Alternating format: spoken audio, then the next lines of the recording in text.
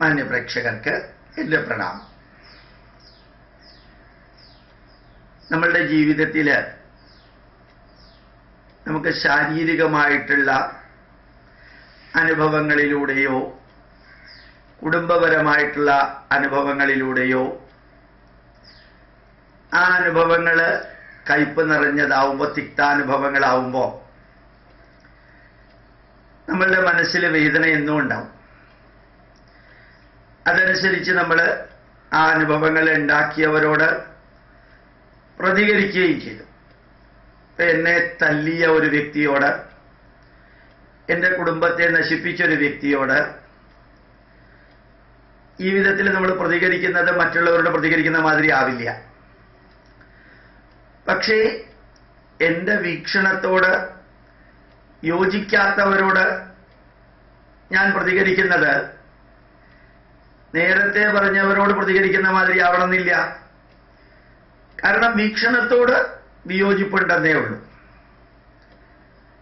കുറെ യുക്തിവാദികളിൽ ഒരു ചെറുപ്പക്കാരനാണ്. ആ ചെറുപ്പക്കാരൻ ഇന്നലെ യൂട്യൂബിൽ ഒരു കമന്റ് എഴുതിയിരുന്നു. എൻ്റെ അച്ഛൻ്റെ പ്രായമുള്ള, ഇംഗ്ലീഷിലാണ് എഴുതിയത്, ഞാൻ അതിന് ഏകദേശം മലയാളത്തിലാക്കാം, മുഴുവനും ഞാൻ പറയുന്നില്ല, അത്ര തറ വാക്കാണ് അയാൾ ഉപയോഗിച്ചിരിക്കുന്നത് എന്നുള്ളത് കൊണ്ട് മുഴുവനും പറയണില്ല. എൻ്റെ അച്ഛൻ്റെ പ്രായമുള്ള നിങ്ങളോട് ബഹുമാനിക്കണമെന്ന് തോന്നിയാലും എന്ന് പറഞ്ഞിട്ടാണ് വളരെ മോശമായിട്ടുള്ള വാക്കുകൾ എഴുതിയിരിക്കുന്നത്. കുറച്ചു കാലങ്ങൾക്ക് മുമ്പ് കുറേ 65-70ഓളം മുസ്ലിം യുവാക്കളാണെന്ന് തോന്നുന്നു, അല്ലെങ്കിൽ മുസ്ലിങ്ങൾ, ഫോട്ടോ കണ്ടിട്ടാണ് ഞാൻ യുവാക്കൾ എന്ന് പറയുന്നത്. ഞാനൊരു പ്രഭാഷണത്തിൽ ഒരു വരി ഉപയോഗിച്ചതിന് എതിരെ പച്ചത്തെറി ഉൾപ്പെടെ എഴുതിയ 70ഓളം മുസ്ലിം യുവാക്കളുണ്ട്. അതിൽ 2-3 പേര് ഹിന്ദു പേരുള്ളവർ, ബാക്കി മുസ്ലിം പേരുകളുള്ളവർ. അത്രയും ശക്തമായ ഭാഷയിൽ പ്രതികരിച്ചപ്പോഴും അതൊന്നും എന്നെ ഒരിക്കലും തളർത്തുകയുമില്ല. ഈ ജന്മം മുഴുവനും ഈ രാഷ്ട്രത്തിനും ഈ ധർമ്മത്തിനും വേണ്ടി തന്നെ പ്രവർത്തിക്കാൻ ഇറങ്ങി പുറപ്പെട്ടവരുടെ ചെവിയിലോ കണ്ണിലോ നെഗറ്റീവുകൾ കാണുമ്പോൾ അത്രയധികം തളർച്ചയൊന്നും ഉണ്ടാവില്ല. അതുകൊണ്ട് ഈ വ്യക്തി, ഈ ചെറുപ്പക്കാരൻ, അച്ഛൻ്റെ പ്രായമുള്ള നിങ്ങളോട് എന്ന് പറഞ്ഞ് ആരംഭിക്കുന്ന വരികൾ, അത് ഏത് യുക്തിവാദിയുടെ ശിഷ്യത്വത്തിലാണോ ഈ ചെറുപ്പക്കാരൻ ഇങ്ങനെ ഒന്ന് പ്രതികരിക്കാൻ ശ്രമിച്ചത്, അവനോട് പറയാൻ ആഗ്രഹിക്കുന്നത്, നിങ്ങൾ മാതാമൃതാനന്ദമയ്യെ പൂജിക്കണമെന്ന് ഗോപാലകൃഷ്ണൻ ഒരിക്കലും പറയില്ല. പക്ഷെ അവര് ചെയ്യുന്ന നന്മകൾ, അതിനു നേരെ മുഖം തിരിക്കല്ലേ.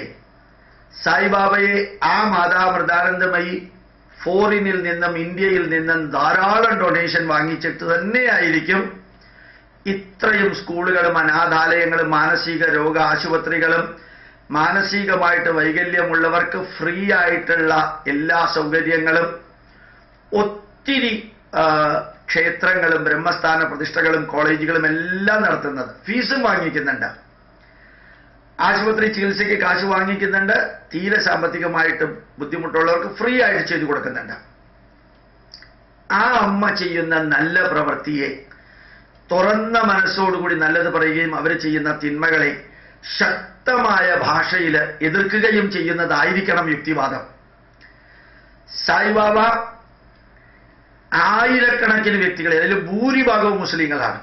മലപ്പുറത്ത് നിന്നും കോഴിക്കോട് നിന്നും പോകുന്ന മുസ്ലിങ്ങളാണ് പുട്ടപർത്തിയിൽ സൂപ്പർ സ്പെഷ്യാലിറ്റി ആശുപത്രിയിൽ ഫ്രീ ആയിട്ട് ചികിത്സയ്ക്ക് വിധേയമാകുന്നത്. Heart surgery, brain surgery.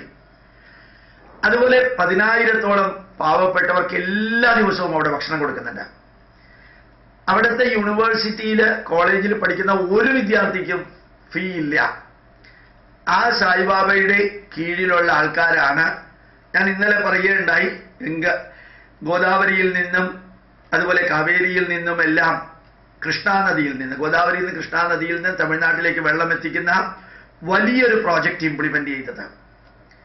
ആ സായിബാബ ചെയ്യുന്ന നല്ല പ്രവർത്തികൾക്ക് അഭിനന്ദനവും അദ്ദേഹം ചെയ്യുന്ന തിന്മകൾ ഉണ്ടെങ്കിൽ അതിനെ എതിർക്കുകയും ചെയ്യുന്നതാണ്. ഈ ചെറുപ്പക്കാരനെ പോലെയുള്ളവര് എൻ്റെ അച്ഛന് തുല്യമായ പ്രായമുള്ള നിങ്ങളെ ബഹുമാനിക്കുന്നതിന് പകരം എന്ന വാക്കുപയോഗിച്ച് യുക്തിവാദിയുടെ മറ്റ് വാക്കുകൾ ഉപയോഗിച്ച ആ ചെറുപ്പക്കാരനോട് പറയുന്നത് അതായിരിക്കണം യുക്തിവാദം. ഭഗവത്ഗീത 5000 വർഷങ്ങൾക്ക് മുമ്പ് എഴുതിയതാണ്. അത് അംഗീകരിക്കാൻ ബുദ്ധിമുട്ടാണെങ്കിൽ വിരോധമില്ല, 3000 വർഷം. അതും അംഗീകരിക്കാൻ ബുദ്ധിമുട്ടാണെങ്കിൽ 1000 വർഷം.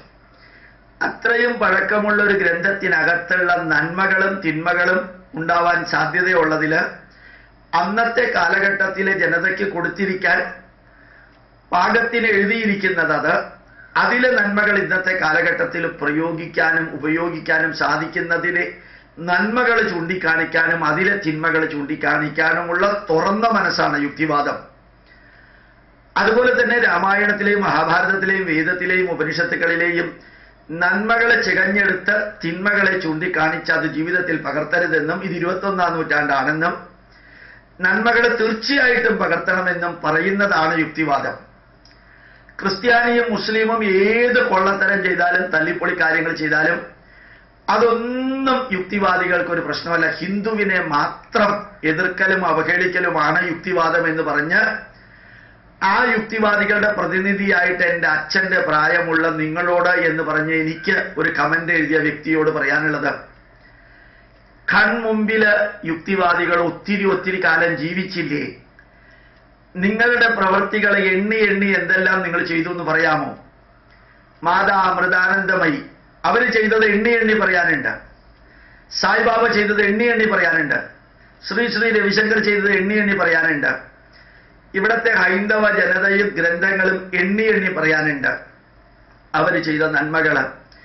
അതൊന്നും പറയാതെ തനി വികാരത്തിന്റെ പുറത്ത് ഞാൻ കാണുകയോ കേൾക്കുകയോ പോലും ചെയ്യാത്ത ഒരു ചെറുപ്പക്കാരൻ അവനവന്റെ ഗുരു എന്ന യുക്തിവാദി പറഞ്ഞതിന്റെ വികാര തിമർപ്പില് കേറി അച്ഛന് തുല്യം പ്രായമുള്ള എന്ന് പറഞ്ഞ വ്യക്തിയോട് എനിക്ക് പറയാനുള്ളത്, നിങ്ങളുടെ അച്ഛനും അമ്മയും ചേർന്ന് ചെയ്ത ഏറ്റവും നീചവും നിന്ദ്യവും ക്രൂരവും ഗതികെട്ടതുമായിട്ടുള്ള പ്രവൃത്തിയാ തന്നെ പോലെയുള്ളവന് ജന്മം നൽകിയത്.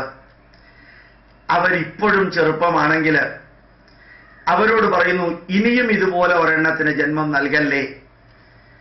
അവർക്ക് പ്രായമായി എങ്കിൽ പറയുന്നു, അടുത്ത ജന്മത്തിൽ നിങ്ങൾ പ്രാർത്ഥിക്കുക, ഞാനും നിങ്ങൾക്ക് വേണ്ടി പ്രാർത്ഥിക്കുന്നു. ഇതുപോലെ ഉള്ള ഓരോന്നിനും നന്മ കാണാനുള്ള മനസ്സില്ലാതെ തിന്മ മാത്രം കണ്ട് ഞാൻ പറയുന്നത്, ഞാൻ വിചാരിക്കുന്നത്, ഞാൻ ചിന്തിക്കുന്നത്, ഞാൻ പ്രവർത്തിക്കുന്നത് മാത്രമാണ് ശരി എന്ന് പറഞ്ഞ് തനി യുക്തിവാദ രോഗത്തിന്റെ അടിമകളായി നടക്കുന്ന വ്യക്തികൾക്ക് ജന്മം നൽകല്ലേ മാതാപിതാക്കളെ. അച്ഛനെ വിളിച്ചു വരുത്തി അമ്മ ചെയ്ത നീചകർമ്മത്തിന്റെ ഫലമാണ് ഇതുപോലെയുള്ള മക്കൾക്ക് ജന്മം നൽകുന്നത്. സ്വന്തം രാഷ്ട്രത്തെയും ധർമ്മത്തെയും എതിർക്കുന്നത് മാത്രമാണ് യുക്തിവാദം എന്ന് പറഞ്ഞ് നടക്കുന്നവരോടൊക്കെ പറയാനുള്ളത് പിണറായി വിജയൻ പറഞ്ഞ മാതിരി താൻ നിരന്തരം ചെയ്യുന്ന കർമ്മങ്ങൾ ഇന്നല്ലെങ്കിൽ നാളെ താൻ അനുഭവിച്ചിടുകെന്നേ വരൂ. ഇന്നും 10, 20, 25 വ്യക്തികളെ മാത്രം അഭിസംബോധന ചെയ്യേണ്ടി വരികയും അതേപോലെ മറ്റുള്ളവർക്ക് 10,000-ങ്ങളെയും ലക്ഷങ്ങളെയും അഭിസംബോധന ചെയ്യേണ്ടി വരികയും ചെയ്യുമ്പോൾ എണ്ണമല്ല മഹത്വം എന്ന് പറഞ്ഞ് ഒരു കുടിലിനകത്ത് ജീവിച്ച് ആ ചെറിയ കണ്ണുകൊണ്ട് കാണുന്ന കുഞ്ഞിക്കണ്ണൻ എന്ന വ്യക്തിയോട് നാരായണ ഗുരുദേവൻ പറഞ്ഞത്, പേര് അച്ഛൻ അറിഞ്ഞിട്ടതാണല്ലേ മോനെ, ഈ ചെറിയ കണ്ണുകൊണ്ട് ലോകത്തെ കാണാൻ പറ്റാത്തത് കൊണ്ടാണ് ഹിന്ദു ധർമ്മത്തെ നീ അവഹേളിക്കുന്നത് എന്നൊരൊറ്റ വരി കൊണ്ട് ഒരു കുഞ്ഞിക്കണ്ണനെ ആ കുഞ്ഞിക്കണ്ണൊന്ന് വിടർത്തണമെന്ന് നാരായണ ഗുരുദേവൻ പറഞ്ഞതുപോലെ ഈ യുക്തിവാദികളോട് പറയാണ്, നിങ്ങളുടെ അച്ഛനും അമ്മയും അറിഞ്ഞോ അറിയാതെയോ ചെയ്ത മഹാപാപമാണ് നിങ്ങളെ പോലെയുള്ളവർക്ക് ജന്മം നൽകിയത് എന്ന് ഒരു വികാരവും ഇല്ലാതെ പറയുന്നു. തന്നെ പോലെയുള്ള ചെറുപ്പക്കാരെ പോലെയുള്ളവർ പറഞ്ഞല്ലോ, അച്ഛന്റെ പ്രായമുള്ള നിങ്ങളോട് തോന്നേണ്ട ബഹുമാനമെന്ന് ആ ചെറുപ്പക്കാരനോട് പറയുന്നു. ആ ബഹുമാനം നിന്റെ അച്ഛന് മാത്രം ഇരിക്കട്ടെ, നിങ്ങളുടെ അച്ഛന് മാത്രം ഇരിക്കട്ടെ. കാരണം അങ്ങേര് ചെയ്ത മഹാപാപത്തിന്റെ ശാപവും അനുഗ്രഹവും അത് വഹിച്ചുകൊണ്ട് നടക്കുമ്പോൾ ഈ മകന്റെ ബഹുമാനമെങ്കിലും ആ അച്ഛന് ലഭിക്കട്ടെ എന്ന് പ്രാർത്ഥിക്കുന്നു. പ്രണാമം, നമസ്കാരം.